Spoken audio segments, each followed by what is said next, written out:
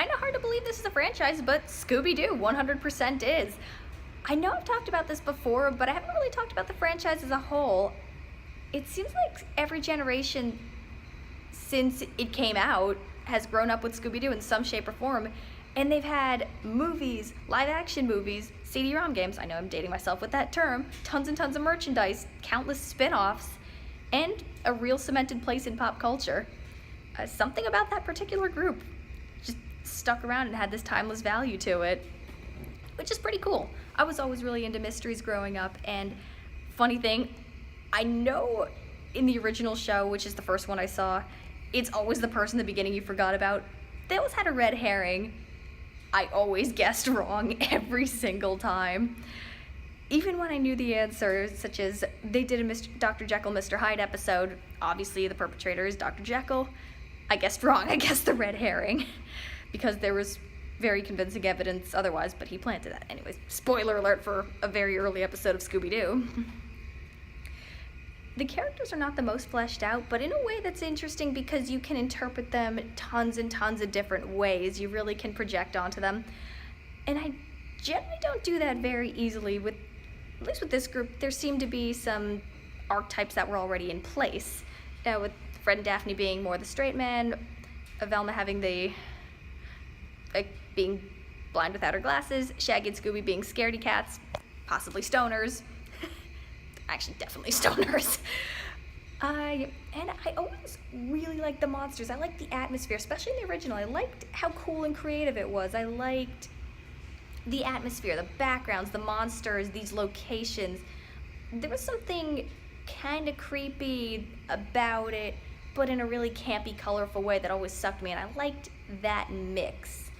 Kind of like Disney's Haunted Mansion had very much the same thing.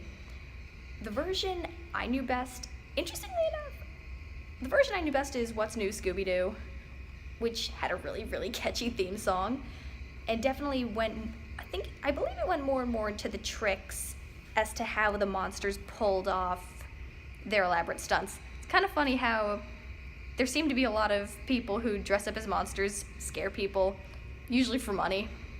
Sometimes conspiracies, mostly money. Zombie Island is my favorite of the movies. I was always excited for Scooby-Doo and the Cyber Chase because I could never finish it. I was never allowed to finish it. Every time it came on, I always had to go to bed or go to grandma's or something like that.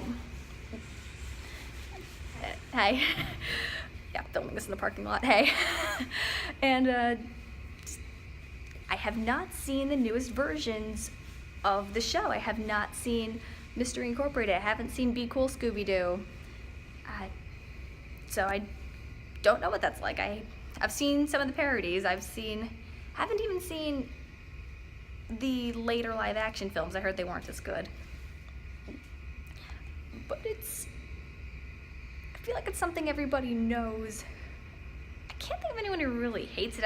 I know people who hate certain versions of it, but it's something charming, relaxing, familiar.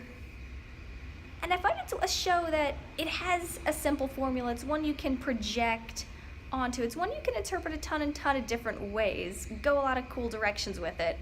So maybe that's why it's stuck around so much. Well, I'm a big fan. Maybe I'll rewatch some classics. I know, a lot of promises of stuff I'll rewatch, but can't say I'll get to everything. But Scooby-Doo, it's a good one. Well, as a kid, I liked Velma the best because she was the smart one and figured things out. And I liked the girls a lot. I always liked the different outfits they put Daphne in. I always liked the design. I thought, ooh, those are cool outfits. I want to wear those. And the fact that the dogs can talk, and I kind of like that they don't explain it. He just does. Although I always figured that Shaggy could understand Scooby because he was stoned all the time, and Scooby was his best friend. I didn't know if the others could understand him. It was never clear to me. And also, I didn't learn about the Scrappy hate until much later, because he never bothered me too much growing up. At least not to the extent that he did for everybody else, so that was a real shock to me. So I was very, very confused when I saw the twist in the first live-action film that Scrappy was the villain. I thought, that's weird. He never did that in the show. He'd never do that. strange. But yeah, good show, good mysteries. I enjoy watching it. Even, I like the art, like the characters, can interpret them a lot of different ways. I like the mysteries. It's a good franchise. Glad it stuck around. Probably not going anywhere. Probably not going away anytime soon. It's a good show. What are your favorite versions? Because I like the original and I like What's New Scooby-Doo. But maybe that's just a nostalgia factor.